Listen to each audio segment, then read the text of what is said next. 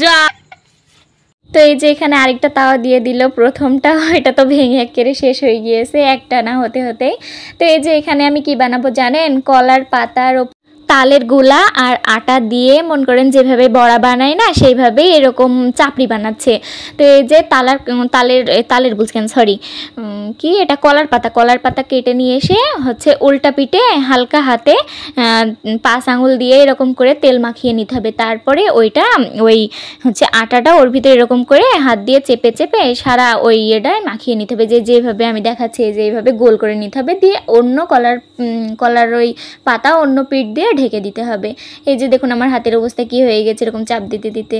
তো এই যে এখানে আমি 4টা বানাইছি, আমরা 4 জন মানুষ 4টা বানাইছি, কিন্তু আমি না খাই না, আমার ভালো লাগে না এইসব একটু। এই যে এখানে বড়া বানিয়েছে, রাতের অন্ধকারে কালো লাগছে কিন্তু না অনেক সুন্দর হয়েছে। আর এইদিকে এই যে বানাচ্ছে, আর ওইটা কোনো তেল লাগবে না কোনো কিছু নাই, এমনিতে চুলার ওপর দিলে পরে ওই চুলার হিটেই হচ্ছে এই দেখেন কি সুন্দর হয়ে গিয়েছে। দেখুন এটা দিতে দিতে তো তলার হচ্ছে তাওয়া খসে পড়ে গিয়েছে। তো এই যে আরেকটা তাওয়া দিয়ে দিয়েছে। তো এই যে এইটা কোনো তেল লাগবে না কোনো কিছু না, আগুনের হিটে এমনি এমনি হয়ে যাবে আস্তে আস্তে জাল দিলে পরে। ওই যে আমার কলা পাতাটা বেরোচ্ছে না, কলার পাতার যে স্মেলটা এর ভিতরে সেটা চলে এসে, তো অনেক ভালো লাগে এটা।